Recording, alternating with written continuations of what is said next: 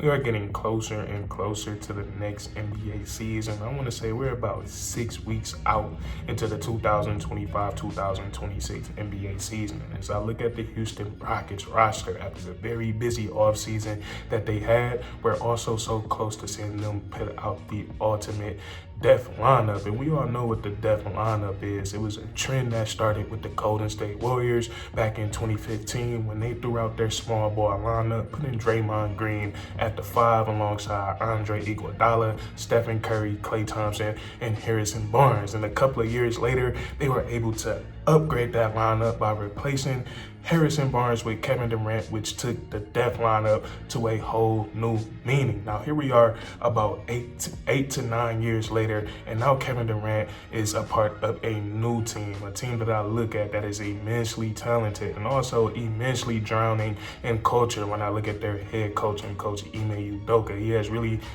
spread himself throughout this team. Pause on that. I know that sounded crazy, but he has come to the Houston Rockets and really instilled that toughness in them, that physicality that makes them the best rebounding team in the NBA and also one of the most terrifying defenses in all of the NBA. So I'm looking at Kevin Durant joining this roster, and I think they're going to be able to put out their own version of the depth lineup. And looking at this roster, there's so many ways to go about this lineup. I hope I don't upset some of you guys with the 5 I decide to go out here. But when we talk about the depth lineup, what made it so special with what the Golden State Warriors were able to do is that they were able to put up a lineup so versatile that it was countering the opposing team's lineups and taking them out of their strengths and just trying to put anything on the court to match that versatility of that small man lineup put out there by the Golden State Warriors. When we look at the Golden State Warriors, what they did to the big man position as far as the spacing in the NBA, being able to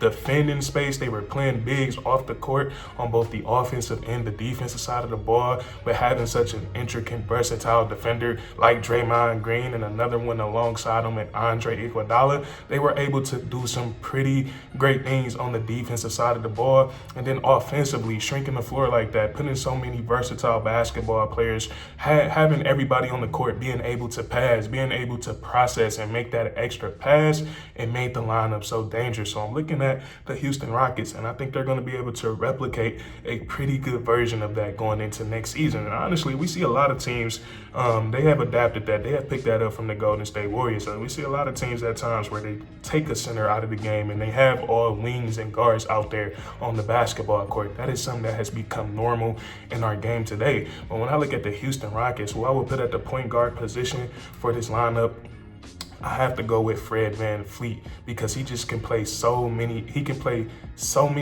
roles and he can do so many different things on the basketball court. He's also extremely experienced, and he's also proven as he played a huge role in the Toronto Raptors winning an NBA championship. But I like Fred VanVleet because he has that ability to be that floor general, bring the basketball up, get guys to their spot, run plays for guys, and then he also has that ability to play off of the basketball, cutting to the rim, creating gravity without the basketball in his hands, running off screens and knocking down spot-up threes. And then also Fred VanVleet, he can get after it on the defensive side of the ball. He might be a smaller NBA player, but he is still known for his tenacious defense at the point of attack, being a hound, constantly reaching, constantly poking at the basketball.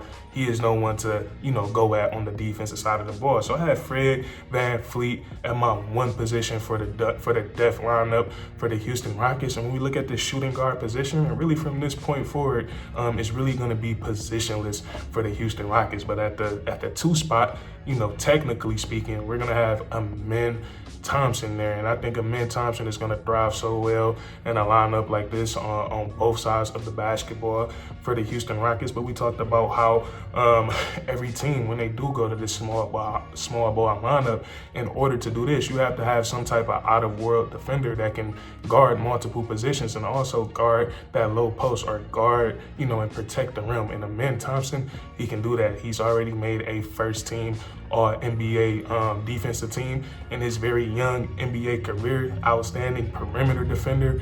He battles in the post. He confronts the post, not allowing guys to get that ball down there. He's strong enough to guard the post, and then he has insane timing, leaping ability. He gets a lot of crazy blocks. So he's going to be that ace defender in this lineup for the Houston Rockets, where no matter where you put him at on the defensive side of the ball, whether he's weak side help, strong side help on the ball, he's always a threat to make a highlight play on the defensive side of the ball. And I think that is something that is truly special in the game of basketball. It's not rare that we anticipating what a guy is going to do on the defensive side of the ball, but that's how I feel watching, both the Thompson twins play. And then on the offensive side of the ball, I think Amen Thompson is really going to thrive. It's going to be a lot more spacing once you guys hear what the rest of this lineup is going to be. I think it's going to be a lot of spacing for him in the half court, cutting and rolling to the rim off screens, but also in the transition game. I think he's going to be really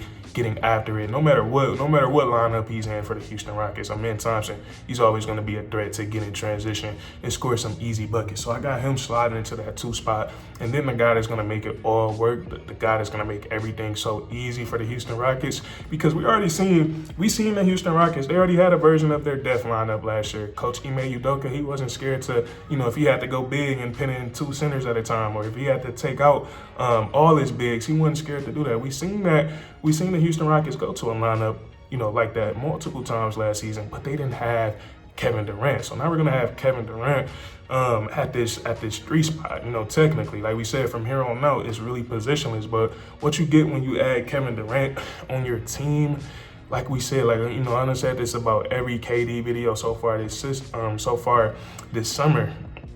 He's an offensive ecosystem. He's at the top of that food chain, and then it's just layers and layers and layers. Everybody's feeding off KD. Everybody's feeding off KD, or vice versa, however the food chain works. But KD feeds everybody. He has that type of gravity because he's so dangerous on every area of the basketball court and in the half court. He can initiate the pick and roll with ease at 6'10", 6'11", 7 feet, whatever KD is going by. These days, he is one of the best ball handlers in the NBA, not just for his size, but one of the best ball handlers in the NBA. He can spot up, he can run off screens, he can dominate the post in all areas. There's nothing KD can't do on the offensive side of the ball. And then to go along with that insane scoring ability, he has a very, very high basketball IQ. So he has no problem making the right play when teams start to double team him, or load up on KD. He knows what to do when opposing teams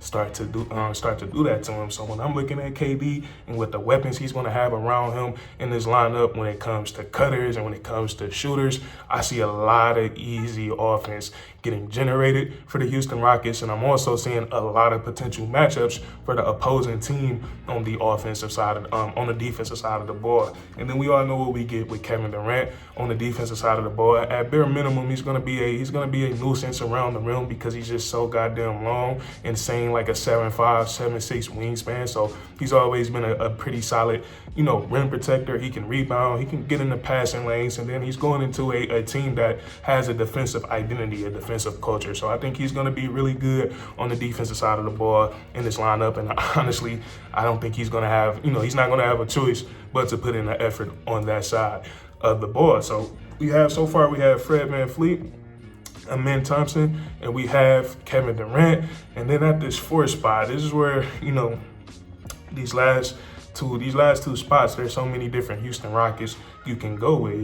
There's so many different guys you can go with. But for me, at this 4th spot, I'm going to have to go with Tari Eason. I would love to see Tari Eason alongside these other 3 guys that I just named, alongside Amen Thompson. We've seen how good they were as that tandem coming off the bench at the beginning of last season. Won a lot of games early on for the Houston Rockets, but these 2 guys together on the defensive side of the ball, it's going to be scary for opposing teams. But But Tari Eason, he just brings such a high energy. He just brings such a high energy to the game. It's hard to not play him. You just gotta find some type of minutes for him. He's one of those type of guys. So that's why I would love to see him in a lineup where you need versatility, where you need length, where you need guys that can do multiple things, because that's what Tari Eason can do on both sides of the ball. He's really good as a point of attack defender. He's really good at protecting the rim, really good at guarding the post. He's an outstanding rebounder on both sides of the basketball. And I like Tari Eason offensively because he understands that all he has to do is put himself in the right spot, whether it's, spotting up and knocking down an open shot, which he's proven he can do. He's not guys just leaving him while open guys are closing out, trying to contest Tari Eason. And then also he's a really, really good cutter in the half court, finishing around the rim, and also good at running the floor in transition. So I have Tari Eason at that 4th spot. And then with my 5th and final spot in the death lineup, I'm gonna have to give it to none other than Jabari Smith Jr. Because remember, we want as much versatility as possible on both sides of the ball. And I think Jabari Smith Jr. brings so much of that. When we look at him defensively, being 6'10", with that 7-foot plus wingspan, elite wingspan, very mobile, very athletic for his size, it allows him to be a very valuable defender in today's NBA because it's already proven he can guard the low post, he can protect the rim. He's also a very underrated rebounder. He can rebound at a very high level, and then also he has that ability to switch on the perimeter and hold his own against perimeter ball handlers. So that's very valuable in today's NBA, especially with somebody with the size and length of Jabari Smith Jr. And then offensively, he's going to provide spacing for the Houston Rockets. I wish Jabari Smith Jr., we got to remember, he's the number 3 overall pick in the situation, that he's coming to, with Jalen Green being on the team. He hasn't really been featured as a guy in the offense. And I'm not saying I know that Jabari Smith Jr., he is that type of guy, but we haven't really seen him been given that chance. And I know Kevin Durant is coming into town now, but maybe that could be, a good thing for him because like we said, KD he's that gravity guy, he's that ecosystem. So maybe some even easier buckets could be even better for Jabari Smith Jr., but he can stretch the floor, knocking down that 3-point shot. Also, like the other guys in this lineup, he's also an outstanding cutter, dunker around the rim. So I'm looking at this lineup, looking at these 5 guys, Fred VanVleet, Thompson, Kevin Durant, Jabari Smith Jr., and Tari Eason. We're looking at these guys offensively. I think the spacing is going to be good with Fred VanVleet, Kevin Durant, Jabari Smith Jr. Those are 3 knockdown 3-point shooters. You have 2 outstanding cutters and Tari Eason and Thompson. We look at them defensively, we got really a couple guys that you can consider an ace defender. We know Thompson is an ace defender. Tari Eason definitely has the physical makeup of one. He has the energy of one. We just need to see him out on the basketball court more consistently. He's really good on the defensive side of the ball. We're looking at Jabari Smith Jr., depending on how you look at it, we can really consider him an ace defender because we talked about all of that versatility and his athleticism and his length. It allows him to play multiple positions for the Houston Rockets. And then we just look at the length collectively of all of these guys. All of these guys outside of Fred VanVleet has a 7-foot plus wingspan. So I think Udoka could do some dangerous things with this lineup. You guys let me know what you think in the comment section. And if you enjoyed, please leave a like and then subscribe. Subscribe for more weekly content. We do this all the time, man. And that's curtains.